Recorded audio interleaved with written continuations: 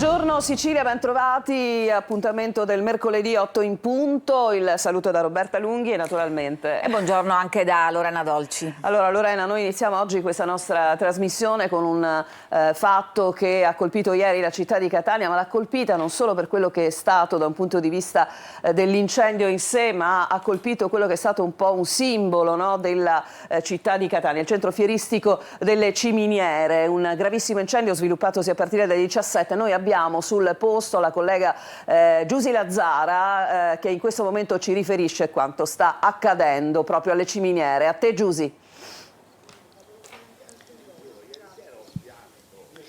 Buongiorno, dunque noi siamo qui proprio davanti al teatro, quello che resta del teatro che ieri è stato letteralmente travolto dalle fiamme, come hai detto tu, nel pomeriggio. Insomma, stamattina sono finite le operazioni di spegnimento, ma tutta la notte hanno lavorato i vigili del fuoco, che sono stati anche non solo di Catania ma anche quelli di Acireale, la Guardia Forestale. Insomma, è stato veramente un lavoro incessante e soprattutto per cercare di domare quelle che sono state un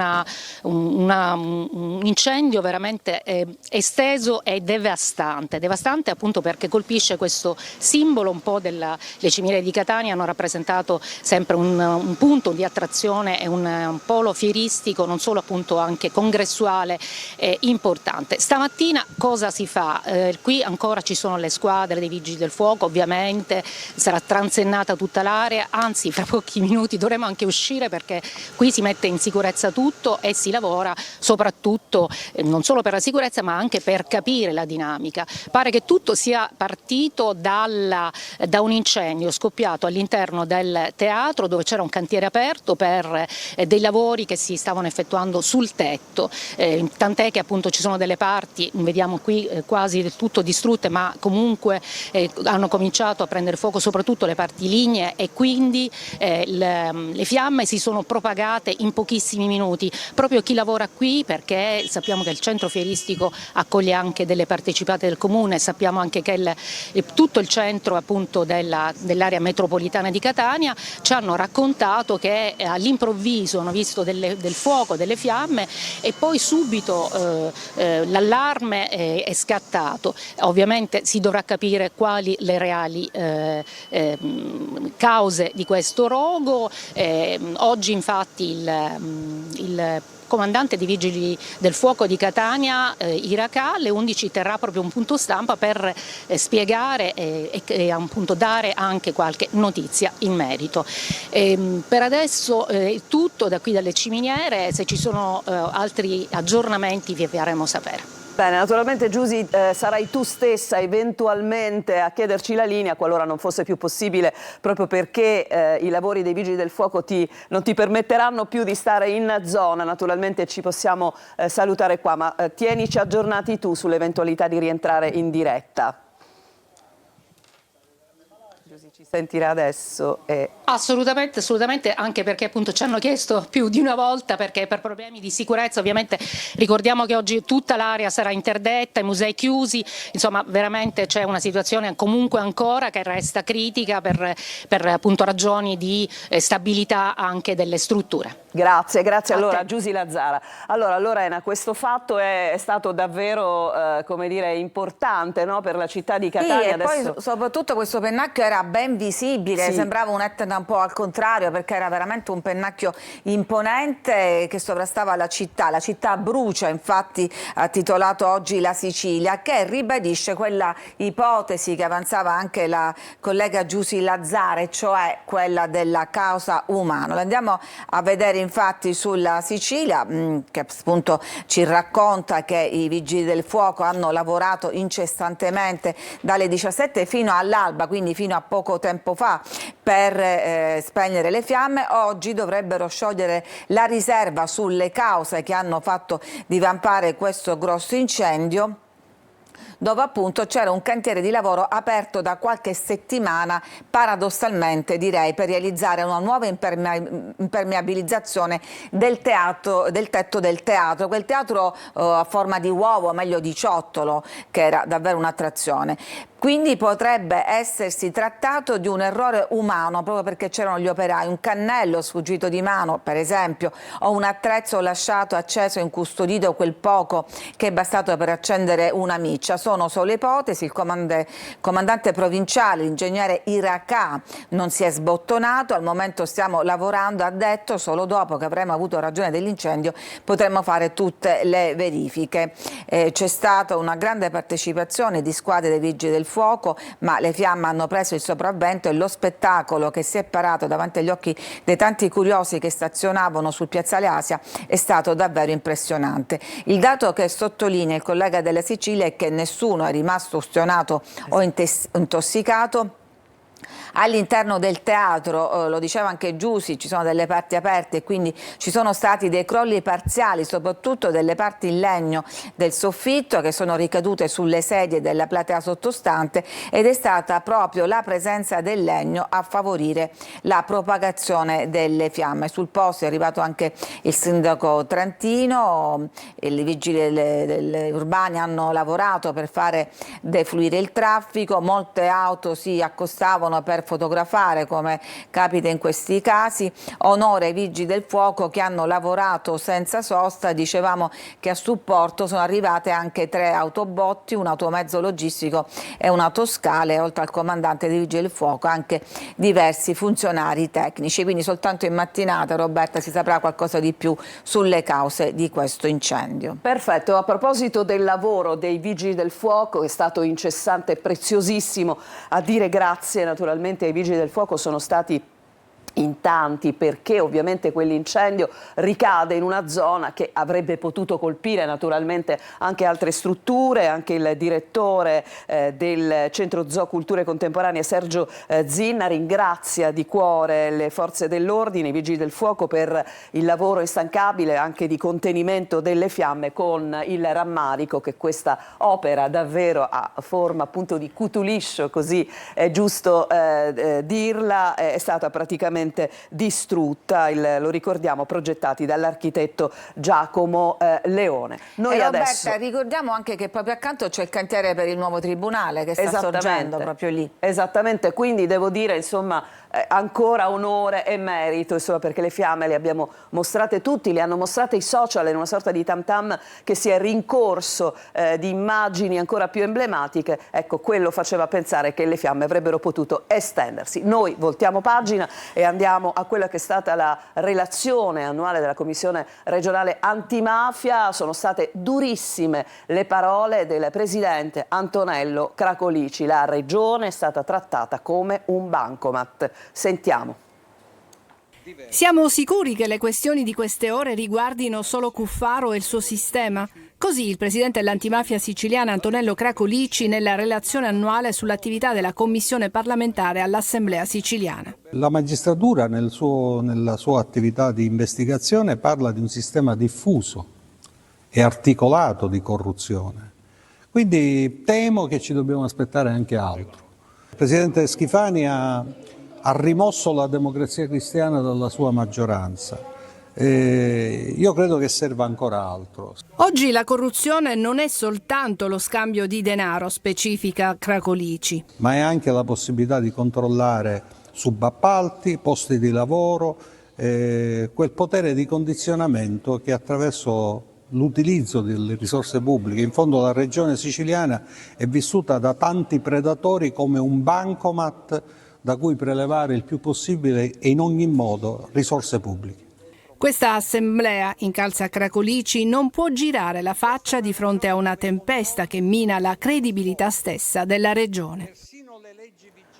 Nessun giro di parole, Lorena, ma parole nette e molto forti. Sì, diciamo. Un'analisi molto dura, quella del presidente dell'antimafia regionale Cracco Lici, ripresa anche dal quotidiano La Gazzetta del Sud. La regione è un bancomat per predatori, questa è una delle frasi più forti. E poi dice: questa assemblea non può girare la faccia di fronte a una tempesta che mina la credibilità stessa della regione, una regione sempre più piegata a interessi e intermediazioni e distante dai cittadini, preda appunto per tanti predatori che ruotano attorno all'amministrazione, predatori che hanno come unico obiettivo, dice ancora Cracco Lici, quello di costruire attorno all'utilizzo della macchina regionale il consenso, che diventa sempre più un consenso maleodorante. Il riferimento non poteva non cadere su Cuffaro, coinvolto in questa inchiesta su appalto e sulla sanità e su un vero e proprio comitato d'affari che condizionava la vita pubblica. L'autorità giudiziaria, spiega Cracco Lici, parla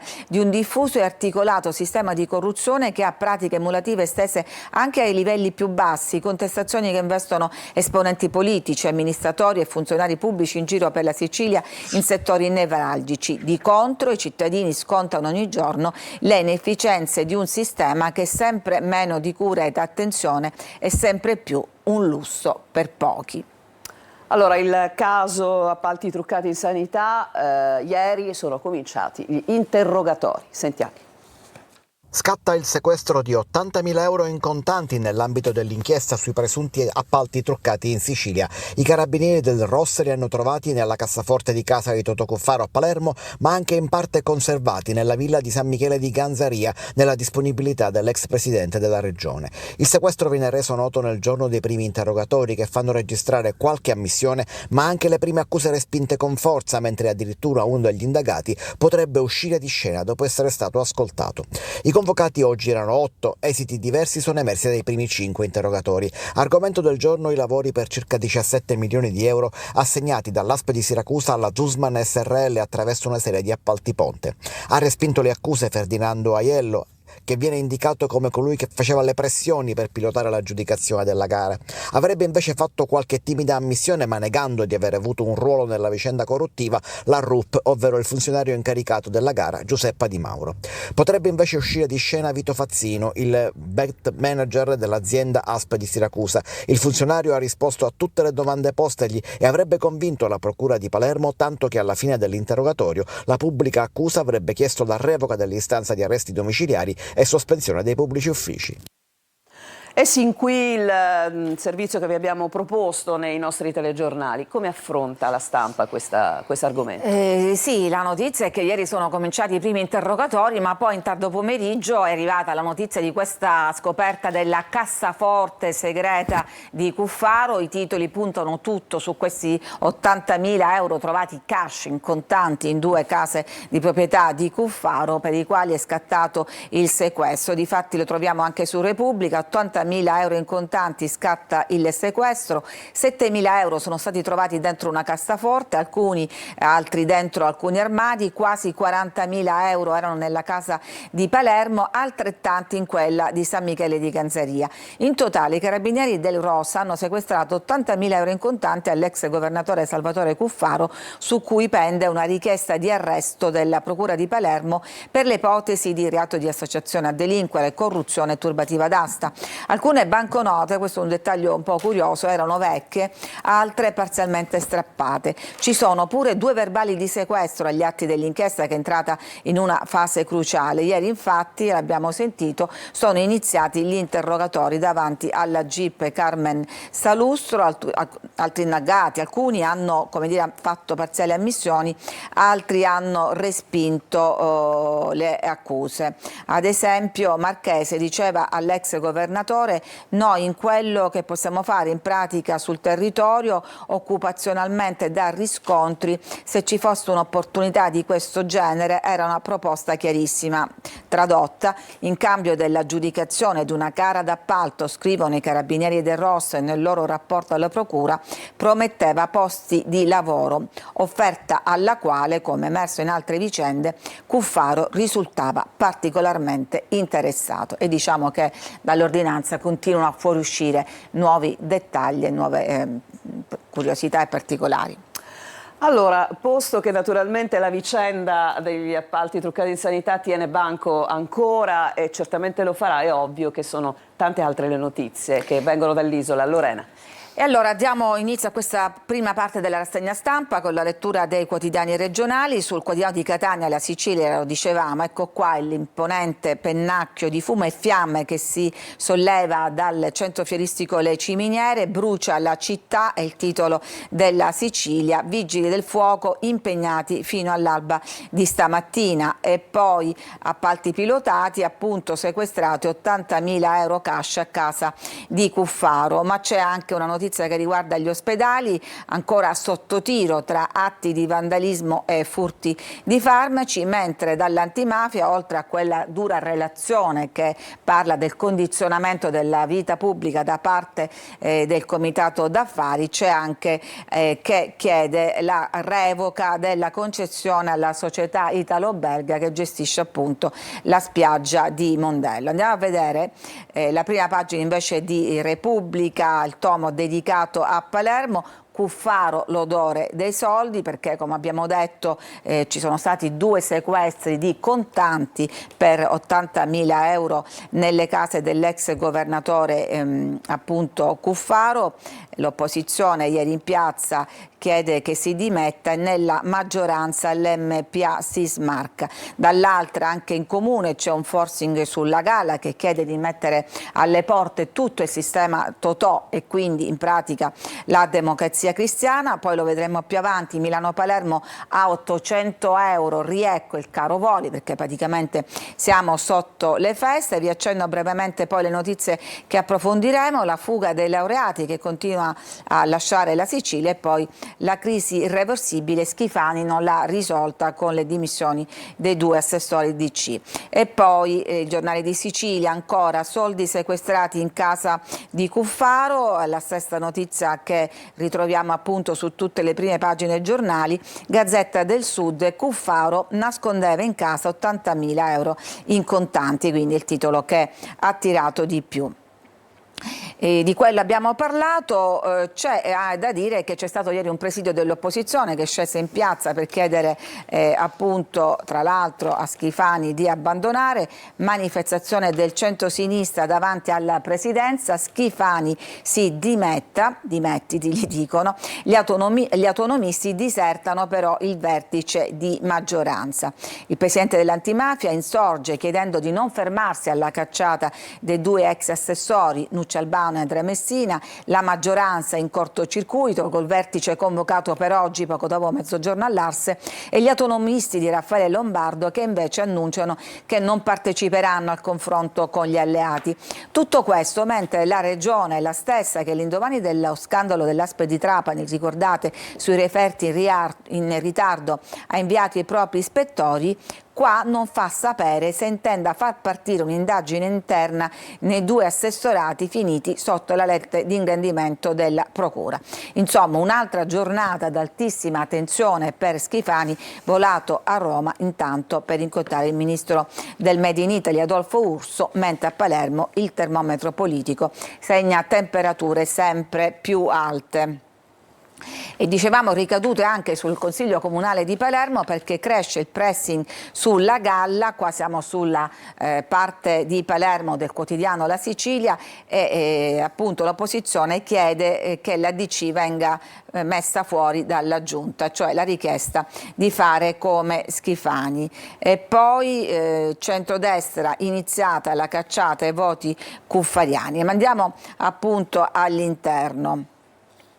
Dagli ospedali alle partecipate tremano adesso i superstiti cuffariani, fuori gli assessori, ma ai vertici della burocrazia restano ancora tanti fedelissimi. Pantò, Albano, Zappia, chi sono i prescetti in quota scudo crociato? E c'è pure il fratello Silvio, ovvero Silvio Cuffaro. E poi E questa è l'altra notizia che trovavamo in prima pagina: per le compagnie già Natale. Un Milano-Catania, pensate, arriva a 800 euro. Con le festività torna il caro voli, il paradosso appunto da ITA, da Linate a Palermo con scalo a Roma si risparmia il 50%. Manca un mese e mezzo a Natale, ma nei siti di prenotazione delle compagnie aeree i prezzi sono già schizzati alle stelle, dalle low cost ad ITA Airways. È un rincorrersi di aumenti ai quali si aggiunge sempre più una serie di opzioni ovviamente a pagamento, cioè dall'assegnazione dei posti, dalle dimensioni dei bagagli,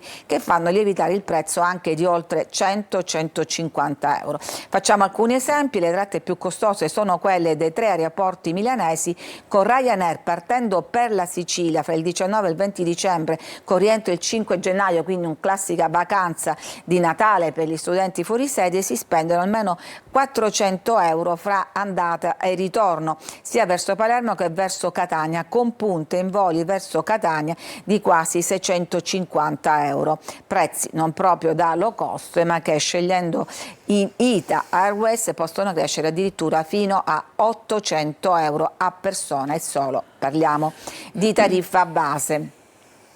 E intanto a prendere questi voli sono sempre di più, perché continua l'esodo dei laureati. Ci sono delle stime aggiornate: negli ultimi 10 anni sono andati via dall'isola in 56.000. È il report della Fondazione Migrantes che fotografa il continuo spopolamento della regione. Sono quasi 850.000 i siciliani che risiedono fuori dai confini nazionali.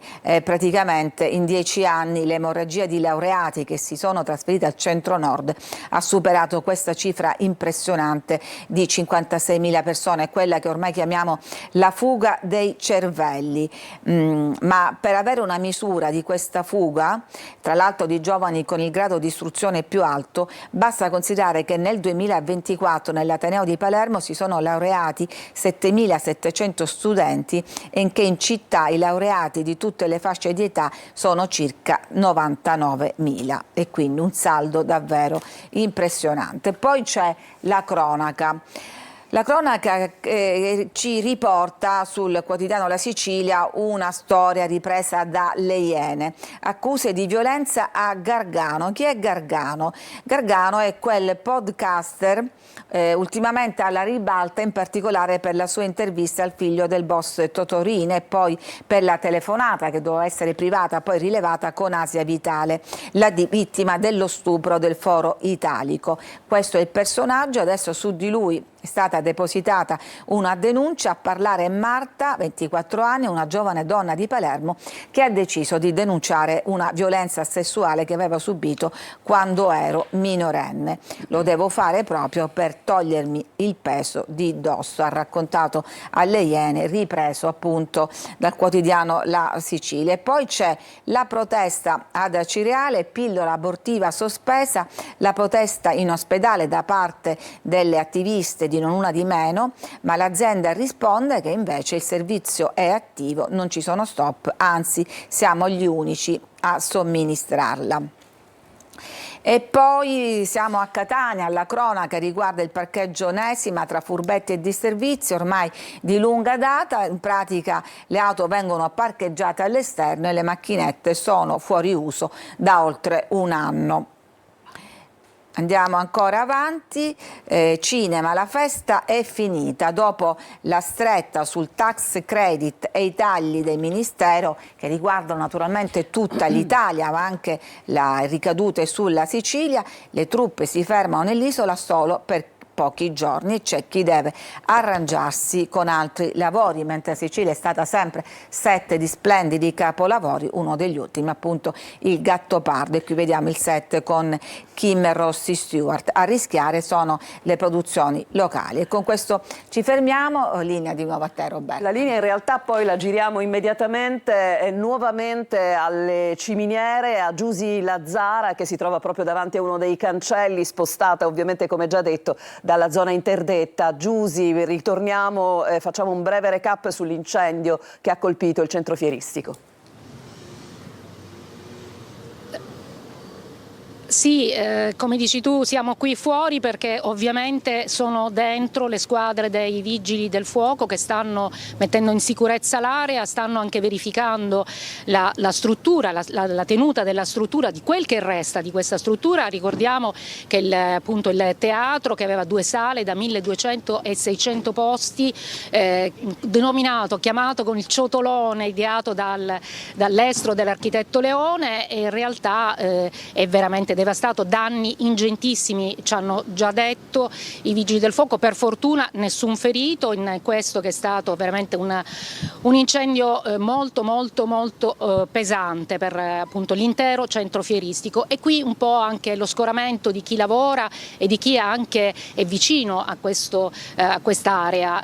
Sappiamo che è anche un'area, insomma, che è posizionata in un posto strategico della città, vicino alla stazione, e soprattutto anche c'è vicino il centro culturale contemporaneo Zoo, che per fortuna non è stato lambito dalle fiamme, anzi ci tengono a ringraziare e anche a lodare quello che è stato il lavoro durante la notte di tutti i vigili del fuoco impegnati, ma non solo, anche la Guardia Municipale di Catania, la Forestale. Insomma, c'è stato veramente un impiego massiccio di forze, e come dicevo ne sapremo di più anche sulle cause, che è importante capire anche cosa è successo, se i sistemi di sicurezza hanno funzionato, se c'erano appunto anche dei sistemi antincendio da attivare immediatamente. Questo ce lo spiegherà poi il comandante dei Vigili del Fuoco di Catania Iracà, che in tarda mattinata appunto farà un incontro e spiegherà quali potrebbero essere, quali si ipotizzano appunto le cause di questo incendio. Io per adesso mi fermo qui, ovviamente nei nostri telegiornali daremo ancora più particolari. Grazie. Grazie davvero a Giusy Lazzara. Tra l'altro ovviamente si profila anche l'incidenza, se non la compromissione totale di quelli che poi insomma sono gli eventi, no, soliti del periodo del Natale. Andiamo su strada, andiamo a guardare il traffico cittadino a Catania. Questo è il via Vincenzo Giuffrida. In ingresso dobbiamo dire che c'è una massiccia presenza di auto, in questo momento ferme allo stop, ma sono ripartite, sono davvero tante in ingresso sulla città, minore il flusso in uscita. Andiamo a vedere invece il tondo Gioeni, nella parte appunto proprio dell'ex tondo vero e proprio, la classica rotatoria come sempre piuttosto congestionata. Andiamo anche su un'altra immagine che ci porta sempre sulla circonvallazione. Ecco, questa è l'immagine che arriva ovviamente da quello che è un vero e proprio tappo, diciamo così, di automobili che si crea normalmente a quest'ora e crea ovviamente gravissimi disagi alla circolazione, con tempi di percorrenza davvero ridotti per quanto riguarda un tratto molto breve proprio della circonvallazione. Vediamo un'immagine un po' come dire sfocata. Dovevamo avere grande immaginazione per vedere il mare appunto da questa prospettiva. Non mi sembra ci sia nulla da segnalare in particolare, Lorena. Mi sembra insomma che non ci sia neanche grande moto ondoso, mentre l'Etna, come vedete, è svetta. Bellissima, perché lo so che abbiamo delle passioni diverse. Quando vede l'Etna, Lorena si illumina, perché oggettivamente è una cartolina bellissima. Altra cartolina che vediamo molto spesso meno ovviamente meno colpita dalle nuvole, di solito da Taormina riusciamo quasi sempre, Lorena, a vedere questo microclima attorno al vulcano. Assolutamente. Noi ci fermiamo, Lorena Dolci subito dopo rientrerà per la seconda parte della rassegna stampa. Torniamo.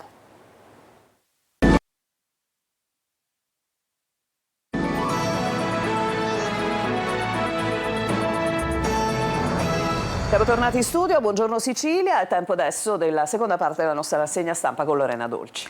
E allora cominciamo subito dalla prima pagina del Corriere della Sera, quasi tutte le prime pagine dedicate appunto all'assalto russo, meglio all'avanzata russa in Ucraina. A Pokrovsk 300 soldati di Mosca avanzano nella nebbia. La nebbia non è soltanto un dettaglio meteorologico, ma è un vero e proprio alleato delle truppe russe, perché le truppe di Mosca avanzano grazie alla nebbia che acceca i droni ucraini. ucraini. Zelensky dice e ammette che la situazione è difficile, le loro truppe, quindi le truppe ucraine, si sono ritirate da 5 insediamenti vicino a Zaporizhzhia. Andiamo a vedere poi anche la prima pagina della Stampa, che invece ha tutta una sua apertura personale, un approfondimento sull'intelligenza artificiale, un'inchiesta su tutte le tecnologie, dice quelli che giocano a fare Dio con la tecnologia, da Sam Altman a Elon Musk, e lo vedremo magari se abbiamo tempo più avanti. Ma intanto appunto siamo alla nebbia che acceca i droni, centinaia di soldati russi entrano a Pokrovsk, i militari hanno sfruttato le condizioni meteo. Nella storia, tra l'altro, il cielo coperto è stato alleato di molti eserciti, e quindi c'è fuga da Zaporizhzhia, ucraini via dai villaggi, e il ministro degli esteri Lavrov apre a questo punto agli USA, ministro di Putin, che dice possiamo discutere dei sospetti sui test atomici, quindi forse siamo ad una svolta in questa guerra. Mattarella difende l'ONU, garante di pace, oltre gli errori bisogna portarlo avanti, e qui ancora la nebbia che aiuta l'armata. In questa foto vediamo appunto questa coltre abbastanza spessa. L'altro fronte invece di tensione è quello del Medio Oriente, dove c'è uno stallo nel piano di pace, scrive Repubblica. Adesso Gaza rischia di restare divisa in due. La linea gialla disegnata dall'esercito, questa che vediamo qui in fondo in questa grafica, potrebbe diventare definitiva. Gli USA pensano ad una base vicino al confine. Andiamo avanti con la lettura, e questa è una vicenda veramente sconvolgente, l'inchiesta milanese sui turisti della guerra. Parliamo di una guerra vecchia, ormai lontana nel tempo, da cui arriva questa storia dell'orrore. Turisti della guerra che pagavano per uccidere durante il conflitto. Arriva dalle rivelazioni di un ex 007, quelle spedizioni partivano da Trieste, praticamente andavano a fare i cecchini in Bosnia per divertimento. Il Sismi sapeva, si mescolavano a chi portava aiuti, e qua vediamo bambini in fuga sotto il fuoco dei cecchini. Parliamo del conflitto nell'ex Jugoslavia tra il 92 e il 96. È una notizia da verificare, c'è un'inchiesta in corso, i nostri servizi vennero informati dai bosniaci e fermarono questi veri e propri safari umani. L'ex sindaca di Sarajevo dice vogliamo la verità, e a questo punto sarebbe davvero importante averla. Mattarella difende l'ONU, inaccettabile indebolirla. E quest'altra vicenda che a metà fra diciamo, la cronaca italiana e gli esteri, visti negati agli studenti iraniani, il giudice si rivolge alla Farnesina e dice rimediate, che parte dall'appello diventato virale di un ex concorrente di Masterchef per far partire la fidanzata bloccata a Teheran, ma come lei ce ne sono tra l'altro migliaia. E qui vediamo questo giovane chef appunto in lacrime in un video postato nei giorni scorsi sulla fidanzata bloccata. E poi quest'altro giallo, anche questo abbastanza dell'orrore, il boss delle criptovalute e la moglie uccisi e fatti a pezzi nel deserto. Orrore a Dubai, il russo Novak era accusato di truffa, probabilmente è stato scambiato per un vero miliardario, 7 in manette l'ipotesi del debito, e lui su Instagram postava immagini con la consorte Anna tra feste e sfarzi, e appunto forse questo gli è costato caro. E poi sulle pagine del Corriere della Stampa vediamo questa intervista a Salvatore Borsellino. Chiedo solo giustizia, invece mi indagano, il titolo, l'agenda rossa, cercate a casa Mori. E questo è un concetto che Salvatore Borsellino ribadisce con forza ormai da anni, cioè che c'è un filo nero che unisce tutte le stragi impunite nel nostro paese, un filo nero nel senso di eversione nera. E perché è finito indagato? Perché Il prefetto Mori ha presentato una querela e ora il più giovane De Borsellino, giovane insomma si fa per dire rispetto a Paolo, è indagato con l'ipotesi di diffamazione aggravata. Il coordinamento delle associazioni delle vittime di mafia e terrorismo gli ha espresso solidarietà e vicinanza. E poi ancora scontro sul garante, parliamo del garante della privacy, dopo l'inchiesta di Report che ha sollevato una serie di dubbi e di conflitti di interesse sui vari partecipanti, membri del garante, ma arriva all'alto là del presidente. Il collegio non si dimette, Stanzione dice noi agiamo in autonomia. E poi a proposito ancora di stampa, l'attacco del direttore uscente della BBC, costretto alle dimissioni dopo l'accusa da parte degli Stati Uniti di avere manomesso il discorso di Trump in occasione dell'assalto a Capitol Hill. Lui lascia, ma si rivolge ai suoi collaboratori, ormai ex collaboratori, dicendo difendete il nostro giornalismo. E poi ancora un'altra storia, una delle vittime di Seminara, siamo in provincia di Reggio Calabria, una ragazza violentata ma soprattutto anche dopo ricattata dai ragazzi del paese e dai suoi stessi familiari, adesso vive in una località segreta soltanto con la mamma e dice devo difendermi anche dai miei fratelli. Ci fermiamo, vi leggo solo quest'ultima notizia: anziani truffati, la gang da un colpo al giorno a Roma, Giva, 2 arresti, bottino da 800.000 euro, i gioielli venivano sfilati e poi inviati in foto ai capi della banda e purtroppo le vittime venivano scelte tra i malati e quindi le persone ancora più vulnerabili. Allora, torneremo alla lettura di alcune notizie nell'ultima parte della nostra trasmissione, grazie a Lorena Dolci. Ci fermiamo per una pausa, cominciamo subito con i nostri ospiti, ci occuperemo della Società Italiana di Neurologia. Neopresidente è un catanese, un professore catanese. Torniamo tra poco.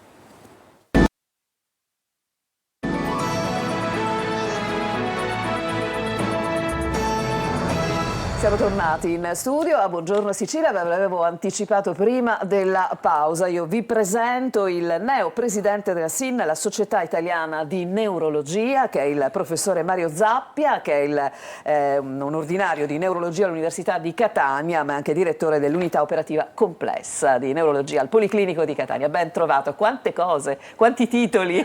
Quanti titoli. Buongiorno a tutti innanzitutto. Buongiorno professore, intanto complimenti naturalmente, ne discutevamo, lo diciamo ai nostri telespettatori un po' prima dello stacco, le dicevo sicuramente un onere e un onore, ma forse sono più gli oneri di questo impegno. Beh, sicuramente è un grandissimo onore ed è anche una condizione che crea grandi responsabilità. Responsabilità perché la Società Italiana di Neurologia è una società in cui ci sono più di 4.000 soci e questa condizione determina quindi tutta una serie di contatti che si devono mantenere, capacità di ascolto perché le varie realtà regionali hanno problematiche differenti e quindi devono essere affrontate adeguatamente, e poi anche tutta una serie di cose che si devono mettere come dire, in programma, anche perché questi anni che viviamo sono anni di transizione, non solo per il sistema sanitario nazionale, ma proprio per la neurologia, perché avremo l'immissione di nuovi farmaci, si spera che per alcune malattie si possa arrivare a dei punti di svolta e quindi l'interazione anche con i decisori istituzionali, le varie agenzie, AIFA, Agenas, il Ministero della Salute, sono delle interazioni importanti e far sentire la voce dei tecnici, dei neurologi che si occupano di queste patologie è importante. Ecco, professore, entriamo proprio nel merito delle patologie, cerchiamo di comprendere il suo obiettivo, l'obiettivo comunque in generale di SIN, il faro. Dove è puntato esattamente in questo momento? Perché il mare è grande, no? Delle patologie legate al sistema certamente. neurovegetale. Sì. Dicevo che appunto siamo a un punto di svolta, innanzitutto perché avremo a disposizione nuovi farmaci per alcune malattie che fino ad oggi sono considerate curabili ma non guaribili. Oggi, ad esempio, nel campo delle malattie neurodegenerative, soprattutto nel campo della demenza, probabilmente nel 2026 avremo a disposizione dei farmaci che intervengono su quelli che sono i processi che conducono alla malattia, e quindi si spera di poter quantomeno rallentare il decorso di queste malattie. C'è la possibilità di avere sempre nuovi farmaci anche per quelle malattie che sono cosiddette rare, dalla miastenia alla sclerosi laterale amiotrofica. Insomma, c'è un grande fermento. Il problema è riuscire a comprendere come l'ingresso di questi nuovi farmaci possa essere sostenibile per il sistema sanitario nazionale, perché si tratta di farmaci ad alto costo, farmaci che quindi devono essere, come dire, dati naturalmente a chi ne ha bisogno, ma la selezione dei pazienti è un'operazione che vedrà coinvolto tutti i neurologi affinché possa essere dato il farmaco più adatto per quella determinata persona. Quindi, professore, se capisco bene, non si tratta di una prospettiva di farmaci che guariscono, ma di farmaci che rallentano queste patologie neurodegenerative. Beh, al momento l'obiettivo è quello proprio di bloccare queste malattie. Perfetto. Vedremo sul campo, al di là di quelle che poi sono state le sperimentazioni cliniche che ci sono alle spalle dall'immissione sul mercato, vedremo quale sarà poi la reale efficacia e se si rallenterà o nei casi migliori si riuscirà a bloccare questo processo. Di certo c'è anche uno sforzo però per riuscire a individuare quelle condizioni premonitorie allo sviluppo di una determinata malattia. Ad esempio, una delle cose che contiamo di portare avanti in questi anni di gestione della società è far capire che anche per le malattie neurodegenerative può esistere una strategia di prevenzione. Partendo da altre malattie come le malattie cardiovascolari, le malattie oncologiche, dove la prevenzione ha raggiunto risultati stupendi, nel senso è cambiata la storia naturale di queste malattie. Per le malattie neurodegenerative si è fatto ancora poco. Ebbene, però noi sappiamo che oggi vi sono dei fattori di rischio per lo sviluppo di queste malattie che sono modificabili.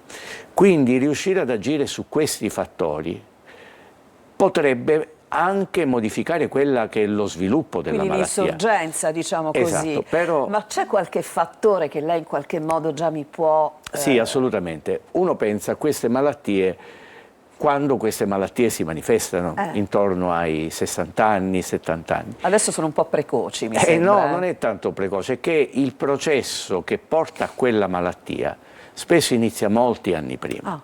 Quindi se noi vogliamo fare prevenzione dobbiamo agire molti anni prima e paradossalmente la fascia di età cui dovremo pensare è l'età giovanile e questo lo dovremo fare capire alla popolazione, quindi fare una campagna di sensibilizzazione sulla popolazione, perché se ci vogliamo trovare a 60 anni con un cervello sano dobbiamo fare una vita sana in età giovanile. Quindi stile di vita è sempre un elemento fondamentale anche per questo tipo di patologie. Assolutamente. Sonno, cibo, attività fisica, attività intellettiva, socializzazione. Sono questi i pilastri su cui si regge una prevenzione adeguata. Però dovremo capirlo e soprattutto farlo capire a quella fascia di persone, diciamo dai 18 ai 50 anni, in cui uno non pensa proprio a queste malattie. Beh, però insomma, è importante. Però la comunicazione è un tassello veramente molto molto importante. Probabilmente tra le tante attività di SIN c'è anche forse un po' l'obbligo, l'impegno, no? A portare avanti da un punto di vista proprio della cultura, dello stile di vita nei confronti dei più giovani. Quindi un impegno a parlare, a discutere, non solo tra voi scienziati, ma certamente anche con la gente. Assolutamente, la sfida è riuscire a far capire da una parte alle istituzioni, quanto possa essere importante una sensibilizzazione in tal senso e poi farlo capire alle persone che potrebbero essere interessate a comprendere questi messaggi. Professore, lei poco fa parlava delle differenziazioni regionali. Lei naturalmente adesso da Presidente nazionale si confronta, probabilmente l'ha fatto a prescindere anche in altre occasioni, con altre realtà. Ma la Sicilia, come incidenza e come gestione della malattia, com'è messa? Beh, la Sicilia è una, come dire, è una realtà che presenta molteplici facce, molteplici aspetti, perché se da una parte abbiamo professionisti di assoluto valore e abbiamo anche delle condizioni in cui poter dare un'assistenza alle persone di ottimo livello, vi sono poi altre situazioni in cui purtroppo abbiamo, è inutile nasconderlo, delle condizioni realmente difficili, che forse in altre realtà regionali, soprattutto del centro-nord, non si riscontrano. Ciononostante noi dobbiamo cercare innanzitutto di interagire con coloro che sono i decisori politici, che possano ascoltare quello che è il parere dei tecnici relativamente a determinate condizioni, a determinate progettualità. Spesso non veniamo ascoltati adeguatamente, ma qui faccio anche una sorta di mea culpa, noi non riusciamo a organizzare una voce che possa essere ascoltato in modo univoco. A volte anche tra di noi ci sono troppe segmentazioni che non portano ad avere una capacità di ascolto adeguata. Però diciamolo, professore, intanto l'autocritica già è una buona partenza, no? Cioè riuscire comunque, come ha fatto adesso lei, a dire però forse bisognerebbe più pensare, no, al progetto di massima totale piuttosto che al proprio orto, mettiamola così. Già è un passo per procedere in avanti. Beh, per chi ha fatto della propria misura il metodo scientifico come linea guida, il dubbio e la critica sono sempre assolutamente necessari. E necessari per la crescita. Abbiamo pochi secondi, però devo farlo. C'è un tema molto forte, che è quello dei caregiver, delle persone che ovviamente sono la spalla, le gambe, le braccia e tanto altro, delle persone che vivono una condizione di malattia neurodegenerativa, tra l'altro soprattutto avanzata, perché poi è chiaro ci sono delle fasi anche di possibilità di autogestione. E lì la vita anche delle famiglie è davvero complicata. Sì, lei centra un problema assolutamente importante e centrale. Una malattia neurodegenerativa come quelle che noi vediamo non colpisce soltanto l'individuo, colpisce la famiglia, tutto l'entourage familiare che sta attorno e spesso ci si trova quindi ad avere una malattia pur non essendone affetti. Il problema dei caregiver è un problema di rilevanza nazionale. Noi abbiamo più volte cercato di portare l'istanza dei caregiver anche a livello parlamentare. Adesso noi insieme alle associazioni dei pazienti con malattie neurologiche intendiamo portare un'azione che chiameremo gli stati generali delle malattie neurologiche affinché possano essere individuati proprio quei bisogni comuni a tante patologie che sino ad ora non hanno trovato un giusto indirizzo, soprattutto a livello decisionale, a livello parlamentare. Grazie. Gli stati generali vorranno andare in questa direzione. Grazie davvero, buon lavoro, ce n'è davvero tanto, sempre mille. a disposizione per aggiornamenti sul tema e la possibilità anche di comunicare con il pubblico. Grazie davvero al professore Zappia e ancora complimenti. Grazie per il vostro invito. Noi ci fermiamo perché diamo soltanto uno sguardo alle previsioni del tempo e torniamo con un altro argomento. Bene. Ben ritrovati a questo aggiornamento con le previsioni di Trebi Meteo. Rinforza il campo di alta pressione sull'Italia, che insisterà poi anche fino al weekend. Porterà comunque degli annuvolamenti tra Liguria e Toscana per l'afflusso di aria più umida dal Ligure. In Sicilia il tempo torna soleggiato su gran parte dei settori, qualche nuvola sparsa al mattino lungo il versante tirrenico e al pomeriggio anche tra Siracusano e Ragusano. Venti decisamente ormai più deboli, con mare poco mosso e temperature che al pomeriggio raggiungono ancora i 20 gradi su gran parte delle località. Dunque anche a seguire si mantengono condizioni di tempo stabile, dunque giovedì avremo una giornata in prevalenza soleggiata su tutto il territorio siculo, con cieli in prevalenza sereni o poco nuvolosi, venti deboli e mare generalmente poco mosso o quasi calmo. Le temperature si mantengono stazionarie e poi aumenteranno ulteriormente nei giorni successivi, con un clima dunque che si mantiene piuttosto mite. È tutto, per maggiori dettagli c'è l'app di Trebi Meteo. Eccoci qua, siamo ritornati, sono in ottima compagnia, vi presento subito Domenico Luvarà, presidente dell'associazione Atacani, che è qua vicino a me, e padre Angelo Mangano della missione Chiesa Mondo e parroco della parrocchia Santuario Santa Maria in Ognina. Ben trovati. Oggi parliamo di una cosa bellissima, perché è una cosa coinvolgente, perché è qualcosa che in qualche modo sdogana il concetto della chiusura nelle parrocchie, ma allarga profondamente il senso della libertà e della condivisione, perché domani e dopodomani Catania celebra il Festival delle Parrocchie. Davvero un'iniziativa bellissima, l'anima di Atacani è proprio Domenico Luvarà. Sì, emozionato grazie. per l'impegno? Sì, emozionato per l'impegno, emozionato per la presenza in questo prestigioso studio e la sua presenza. No, È il 14 comunque la serata, il 14 dopodomani, 14 al Metropolitan, Festival delle Parrocchie, intitolato Giubilo, comunità in festa. È un momento di grazia, diciamo di gioia. Lei ha spiegato benissimo questa bellezza di ritrovarci in un luogo importante come Teatro Metropolitan, perché lì avviene alle ore 21 a Teatro Metropolitan. Le parrocchie, alcune 11 esattamente, avranno la possibilità di, attraverso l'arte, la musica, il canto, la testimonianza, essere testimoni, essere testimoni di fede comunque, perché noi questo facciamo, certo, ma aperto al mondo, aperto al mondo. Ogni realtà avrà uno spazio 6, 7, 8 minuti e metterà in scena, chiamiamolo così, quello che magari durante l'anno fanno nelle proprie parrocchie, perché nelle proprie parrocchie ci sono delle parrocchie veramente molto vive che esercitano anche delle attività ludiche come il teatro e come tanti altri aspetti dell'animazione dei giovani. Assolutamente. Senta, padre Mangano, insomma, all'interno ovviamente della parrocchia confluiscono varie anime e varie personalità. Nella sua gloriosa, bellissima, amatissima dalla gente, sicuramente ci sarà una fervente attività di giovani in particolare.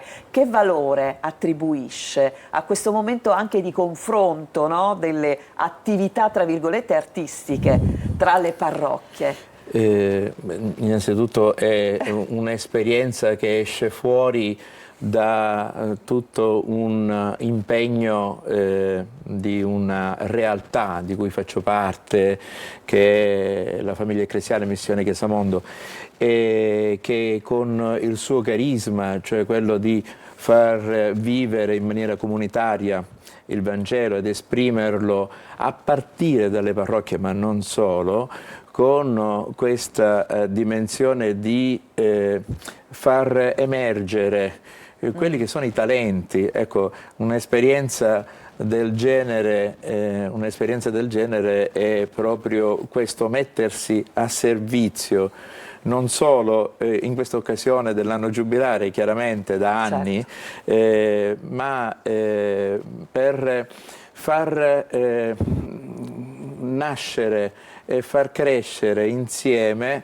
quelle grazie che a livello umano, insomma, già il Signore ci ha dato. Nella nostra parrocchia quest'anno e non solo c'è questa esperienza di curare la realtà dei giovani messe insieme con le varie generazioni. Certo. E poi anche in modo particolarissimo quest'anno abbiamo lavorato molto non solo con i giovani ma anche con le realtà comunitarie, era il tema principale che è sfociato poi anche nella festa di Santa Maria in Ognina a settembre sul dono della pace. Molto abbiamo fatto perché questo cammino si facesse non solo all'interno della Chiesa, non solo nel territorio, non solo con le altre parrocchie. Abbiamo fatto una bellissima esperienza di pellegrinaggio di tutte le parrocchie del vicariato, ma anche con le realtà delle altre confessioni religiose a livello ecumenico e addirittura anche con le religioni non cristiane. Quindi come realtà della missione Chiesa Mondo, ecco, ce l'abbiamo come missione questo voler lanciare con anche il linguaggio della comunione, il linguaggio del mettere insieme questo cammino di speranza con le altre parrocchie della nostra diocesi e non solo per questo sviluppo di gioia, no? Di giubilo, come diceva nella tematica. È un modo, diciamo, di vivere il tempo del Giubileo della Speranza non solo da un punto di vista dunque liturgico, ma anche da un punto di vista ovviamente della comunione, no? Del coinvolgimento. E anche sociale. Perché io penso, e glielo chiedo, è anche un po', lo ritiene anche un po' salvifico l'approccio alle arti e quindi all'espressione delle arti? Sì, assolutamente sì, perché proprio a partire da quello che è l'espressione del voler ricercare una presenza anche di relazione, una presenza anche di gioia e di felicità che ancor prima che l'incontro con quello che diceva il grande teologo Karl Barth, il totalmente altro, l'incontro con l'altro, con questo linguaggio che tutti possono esprimere. Allora, Tacani è un'intuizione, è un desiderio di espressione che è nato proprio in Domenico Luvarà. Posso chiedere come mai? Cosa è successo nel momento in cui ha realizzato che c'era bisogno di qualcosa che unisse, no? Anche le attività parrocchiali? In realtà tutto nasce quando avevo 11-12 anni, nello scantinato della mia parrocchia, che era la parrocchia di San Cristoforo, dove io sono nato. È coinvolta la parrocchia di San Cristoforo? È stato coinvolta negli altri anni, ma è sempre nel mio cuore, ovvio, sempre, perché è quello l'inizio. Le parrocchie sono importanti, dove ognuno ha vissuto le proprie storie da bambino, si cresce. E lì è nato tutto lì, l'idea, ecco, lo devo forse alla mia catechista che aveva il dono di donarmi delle immaginette di santi, di San Giovanni Bosco, e poi io avevo una cassetta della frutta a casa e la utilizzavo come palcoscenico e mettevo queste immagini così, ero piccolo, voglio dire, e poi comunque ho giocato anche a calcio, diciamo, però non ho pensato solo a quello. È da quando si è bambini che si capisce tutto, quindi bisogna sempre seguire le proprie... Certo, e poi l'ho realizzato nel 2019, ci è voluto tempo, poi l'esperienza che ho vissuto anche da responsabile di oratori, insomma, ho fatto la mia esperienza di vita e chiaramente mi ha portato alla possibilità che questo meccanismo, ecco, questa possibilità di mettere insieme delle realtà, come in una festa si invitano degli amici che si frequentano, amici che non si vedono da tanto tempo. Questa è la visione di Tacani in questo senso. Senta, glielo posso chiedere un'anticipazione, perché lo spettacolo, il grande spettacolo è quello del 14 al Teatro Metropolitan. Certo. Che cosa vedremo? Vedremo bellezza, vedremo gioia, vedremo un teatro strapieno, 1700 posti sold out già da 40 giorni. Vedremo un presentatore, il suo collega, amico nostro, Savola Rosa, che presenterà e vedremo soprattutto emozione, gioia da parte di tutti i giovani e adulti. Io guardi nelle esperienze di questi giorni, queste settimane, nell'andare a vedere le prove nelle proprie parrocchie, mi sono anche commosso in qualche occasione, ma non lo dico tanto per dirlo, perché vedo l'impegno di tante comunità, non solo di giovani ma di adulti, che hanno questa desiderio di esprimersi, ma di esprimere l'amore di Dio. Sono delle sentinelle nei propri quartieri, nelle proprie città. Se non ci fossero le parrocchie saremmo... No, saremmo, in no, ma difficoltà. Sicuramente sono dei luoghi importantissimi, anzi devono diventare sempre più importanti. Assolutamente. C'è una pubblicazione che vedo nelle mani appunto di Padre Mangano e Parole di giubilo. Allora, Parole di giubilo. Posso averne un attimo? Sì. Ecco qua. Allora, guardi, la Parole di giubilo nasce... Come tutti gli anni nascono delle iniziative che si avvicinano al festival, perché dal 2019, poi c'è stato il Covid, poi abbiamo ripreso nel 2023, c'è stata un'enorme richiesta di partecipazione, ma non possiamo mettere tutti nella stessa sera in 2 ore e mezzo di spettacolo, 150 parrocchie. Allora ogni anno inventiamo delle iniziative. Questo abbiamo fatto scrivere a una quarantina, a 38 parrocchie, un libro.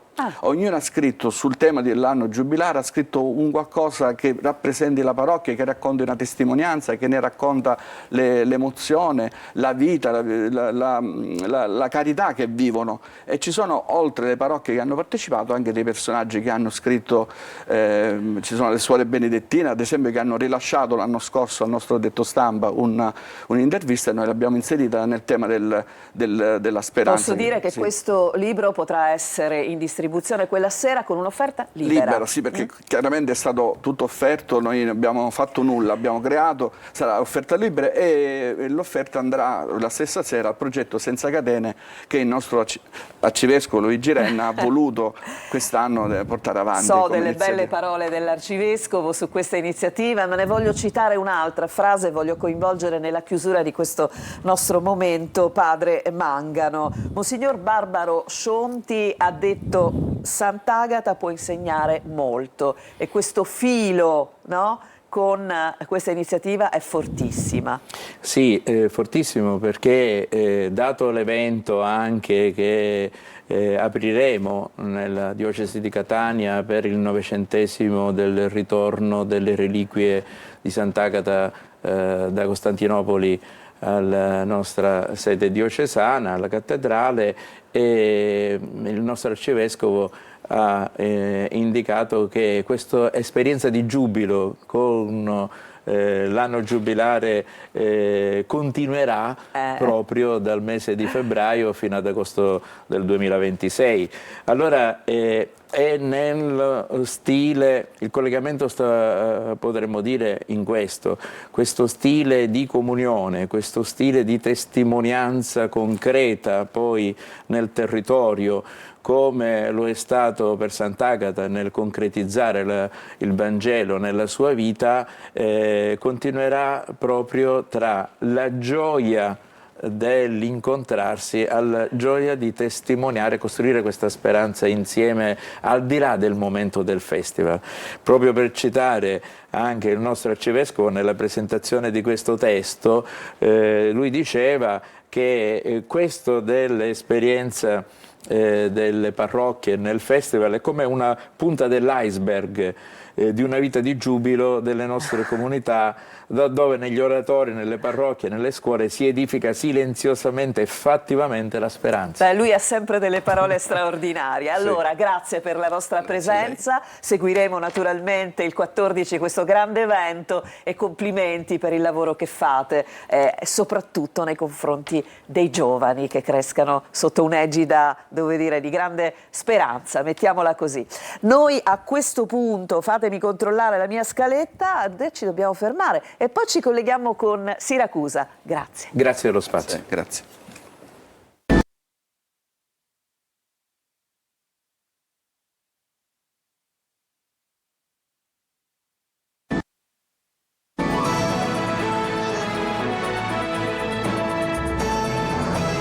E siamo ritornati a Buongiorno Sicilia, l'avevo anticipato, adesso ci colleghiamo con Siracusa, dove troviamo il nostro Francesco Aloi con un ospite graditissimo, padre Carlo D'Antoni, che è parroco della parrocchia di Bosco Minniti. Allora, buongiorno Francesco e buongiorno al tuo ospite. Oggi parliamo di questo parco importantissimo, Parco Minniti. Cominciamo da lì, così ci spiegate davvero che cosa significa per la città. A te.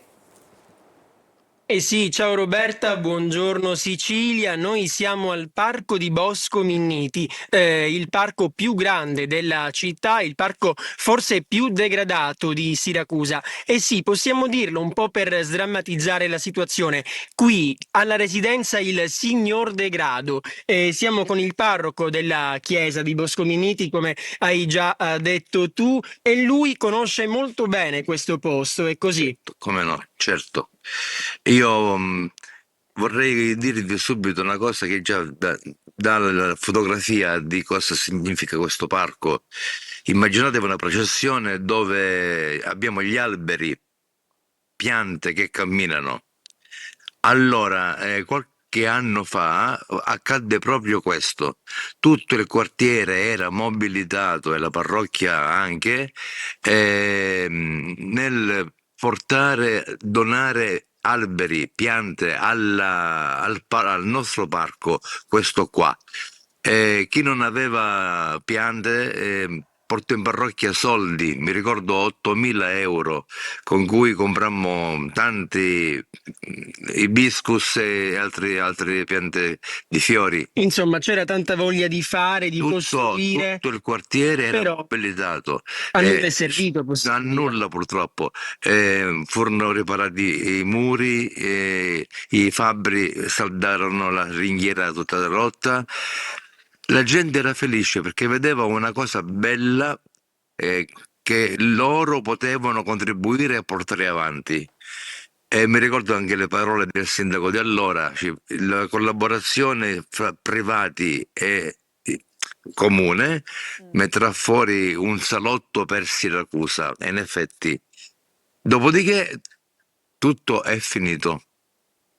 Tutto è Ecco, ed finito. oggi vediamo, come potete anche vedere dalle immagini che sta mandando la nostra regia sempre attenta, il degrado totale, rifiuti, giochi distrutti, ci sono anche i bagni, o meglio dovrebbero esserci bagni perché tra poco dovreste vederli, sono pieni di rifiuti, addirittura anche degli incendi sono stati appiccati proprio all'interno, vedete anche delle mura danneggiate, il tenso statico alle nostre spalle non si può usare, è danneggiato, non c'è più, possiamo dire. Certo. Diciamo che forse c'è poca attenzione per questo parco e il forse è anche inutile dirlo.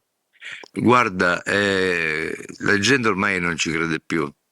E difatti il parco non è frequentato dalle persone, dalle famiglie, perché si è degradato al massimo. La gente è rimasta talmente delusa che si è ritirata nel guscio. Quindi se noi vediamo il fenomeno di una poca partecipazione civile, probabilmente è perché la gente si sente fregata dalle istituzioni. Il tenso statico alle mie spalle, vedi? Non ho avuto mai collegamenti di l'elettricità, l'acqua, il collegamento fognario. È un guscio, fu un guscio meraviglioso poggiato sulla terra. E mai è stato utilizzato, mai, mai. E purtroppo poi i vandali. Roberta, sì. Francesco, io allora ti dico una cosa, io colgo anche soltanto guardandolo il dolore di padre D'Antoni, cioè è veramente bruttissimo e in questo senso mi auguro che l'amministrazione comunale voglia come dire, attenzionare anche questo momento di televisione, perché è bruttissimo vedere la sofferenza di un sacerdote che vede in uno spazio aperto come quello un luogo di bellezza per i suoi parrocchiani, per i giovani. Il degrado chiama degrado e di conseguenza io capisco l'avvilimento di padre D'Antoni rispetto a qualcosa che potrebbe invece essere utilizzato per altre attività educative, formative, di sport, di spettacolo, di qualsiasi cosa, che a questo punto viene svilito. Adesso questo viso lo vogliamo, diciamo, far vedere all'amministrazione comunale, Francesco, che dici? Io direi proprio di sì, diciamo anche che più volte, come ben sai, nei telegiornali ci siamo occupati di questo parco, però l'amministrazione non ci ha ascoltato, o meglio, dopo qualche servizio è intervenuta soltanto facendo il diserbo e nulla più. È un parco nel totale abbandono, è arrivato anche al Consiglio Comunale, ma nulla è cambiato. La speranza di Padre D'Antoni, ma la speranza di chi vive questo quartiere è che l'amministrazione intervenga facendo vedere quello che fa, insomma, cambiando in meglio questo parco che, dobbiamo dirlo, è intitolato alle vittime della mafia e in questo parco si spaccia, perché molti ci hanno detto che questa è una delle piazze di spaccio della città. Purtroppo è così. Purtroppo è così. È vero, Io non entrerò in Francesco ha detto benissimo, no? È come dicevamo il collegamento, che il degrado chiama degrado e quindi insomma non ci meravigliamo.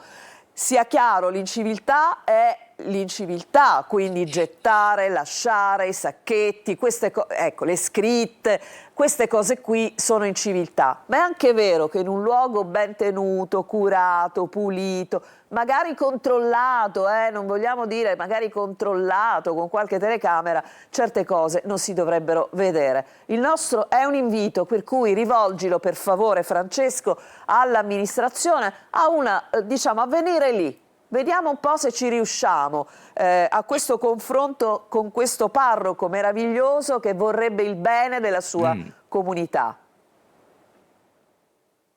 Sì, va bene, noi naturalmente informeremo l'amministrazione, magari qualcuno ci starà anche seguendo in questo momento e ci contatterà tra poco, non possiamo saperlo, vedremo e naturalmente aggiorneremo i nostri telespettatori. Però, padre Carlo, quindi lei diceva che avete fatto un po' il possibile per far vivere questo parco, piantumando anche gli alberelli.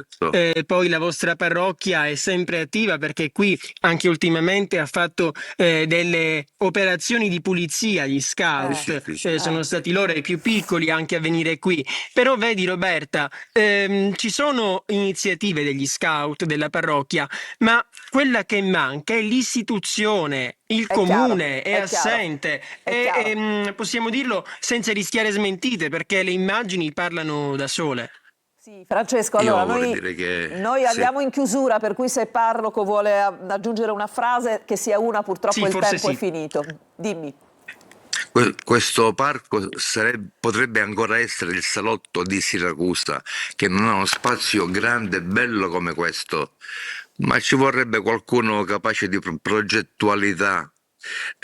Parlo appunto dell'ente più importante, il comune della città. Sarebbe un polmone di civiltà per tutta la periferia. Noi siamo al centro della periferia di Siracusa, che purtroppo è quando mai abbandonata, degradata e il parco ne è simbolo. Ma per quale motivo? Grazie davvero, grazie davvero. E allora, Francesco, buon lavoro e un saluto a Padre D'Antoni. Ci rivediamo, chissà, per qualche altro momento da quel luogo, ci proveremo. Grazie ancora. Allora, a questo punto noi guardiamo le stelle? Facciamolo.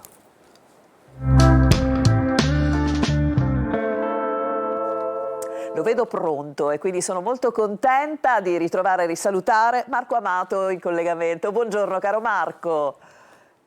Buongiorno Roberta, ben trovata, buongiorno Sicilia. Ben trovata a te. Che c'è scritto il tuo nome nella tazzina? Non lo vedo, aspetta perché rivedo Aloi. Che la vita è una combinazione di caffè e di magia. Va bene. Allora, di che parliamo oggi? Dunque, oggi volevo richiamare l'attenzione delle stelle su uno scorpione, il sole che ruota in questo segno zodiacale, segno dei creativi e delle persone più portate di tutto lo zodiaco per il teatro e la recitazione. E volevo citare l'unico Oscar maschile italiano come attore protagonista, ovvero Roberto Benigni. Ebbene sì, con lo storico annuncio di Sofia Loren, Roberto, ecco, La vita è bella fa vincere a Roberto Benigni il suo Oscar proprio come migliore recitazione. Il caso vuole che sia nato proprio sotto il segno che più si addice a questo tipo di pratiche. Quindi non solo lo Scorpione è importante nello zodiaco da indagare in che area è del nostro oroscopo per capire quanto siamo portati per la recitazione, ma anche il misterioso, affascinante ed istrionico pianeta Plutone. Oggi il Sole è in Scorpione, appunto, quindi favorisce con la bella Venere anche le passioni, la creatività. La Luna è il Leone, ma Mercurio si ferma, è retrogrado. Cosa succede? Mercurio è pianeta della comunicazione, per cui va un po' a retrogradare congiungendosi a Marte, parlando di cose poco felici. Cosa accade nello zodiaco Ariete? Per voi, ecco, finalmente vuotate il sacco, il momento giusto per dire che qualcosa non va. E cosa? Toro. Oggi tutti votati a tirare un po' sugli animi, ad ascoltare gli altri, a condurre un po' i toni poco ottimisti degli altri, ma che voi con grande coraggio riuscite a fare risalire. Gemelli, Mercurio si ferma e quindi un po' di stasi anche per voi, una stasi necessaria perché dopo gli uragani di Urano avete bisogno di fermarvi un po'. Cancro, per voi oggi è molto interessante la posizione della Luna che parla di aggiustamenti che hanno a che fare con l'economia. C'è qualcosa da gestire a livello patrimoniale. Nettuno e Saturno e lo stesso Sole vi danno forza. Oggi è comunque una giornata bella per l'umore e gli affetti. Leone, le prospettive, la Luna oggi vi confonde un po' e quindi tende ad agitare un po' le acque. Avete bisogno di riscontro, di confrontarvi e lo farete con un amico. Vergine, qualcosa nel vostro cielo sembra essersi un po' inceppata, anche per voi un rallentamento necessario, proprio perché siete schiacciati dal lavoro, ma sicuramente la bella Venere vi fa parlare bene d'amore e di relazione. Bilancia, per voi Venere oggi è tutta impegnata con Plutone, per cui il vostro pianeta deve gestire un po' dei cambiamenti e delle trasformazioni che non dipendono dalla vostra volontà, ma che dovrete essere bravi ad accettare. Scorpione, per voi Venere, che nel segno zodiacale appunto sta creando un reticolato intricato come al solito di passione ed emozioni. Un amore nuovo per voi. Sagittario, Mercurio si ferma nei vostri gradi e si congiunge a Marte. Oggi proprio qualcosa vi disturba, qualcosa non va, non vorrete sentire chiacchiere inutili. Capricorno, per voi oggi è tutto un po' sussurrato, suggerito, come se le persone avessero paura di affrontarvi. Beh, riflettete su quanto incutete distanza o timore. Acquario, per voi oggi è una giornata molto distratta, quindi dovete essere attenti a seguire un po' un filo logico nelle cose. L'Acquario si impegna sempre su molti fronti contemporaneamente, a volte si confonde, è umano anche lui. Pesci, per voi è una giornata molto piacevole perché i trigoni che si sviluppano nel vostro cielo con Saturno e Nettuno vi rendono inattaccabili ed esenti da tutta una serie di cose poco carine intorno a voi al lavoro. E detto questo, auguro a tutti una splendida giornata. Ben ritrovata Roberta, a mercoledì prossimo. Buongiorno Sicilia. Grazie Marco, ci vediamo mercoledì prossimo qui, ma naturalmente tu torni domani. Allora, Lorena, con siamo cosa in chiudiamo? chiusura, una chicca che interesserà soprattutto gli sportivi, perché c'è questo studio di scienziati cileni che hanno infilato, per così dire, 60 tifosi dentro la risonanza magnetica per studiare i meccanismi del cervello. E che cosa è venuto fuori? Che se a segnare la propria squadra, quindi il momento del gol, si attivano le aree legate alla ricompensa, in pratica gli stessi circuiti di sesso, droga e cibo. Al contrario, se invece è la squadra del cuore a ricevere, si attivano le aree ancestrali legate alle emozioni di piacere che prevalgono su quelle più evolute, e da qui ovviamente gli improperi nel migliore dei casi o le violenze negli stadi nel peggiore. E poi spiegano ancora gli scienziati che i sentimenti generati dal tifo sono regolati da circuiti legati al senso di appartenenza che si forma nell'infanzia. Per questo la passione per una squadra è una delle rare costanti di una vita. Da qui il detto: si può cambiare moglie ma non squadra. Allora, io ringrazio Lorena per aver trovato questo pezzo davvero molto molto carino per chiudere questa puntata di Buongiorno Sicilia. Vi ringraziamo per averci seguito. L'appuntamento con questa trasmissione ovviamente domani alle 8. A tutti una buona giornata.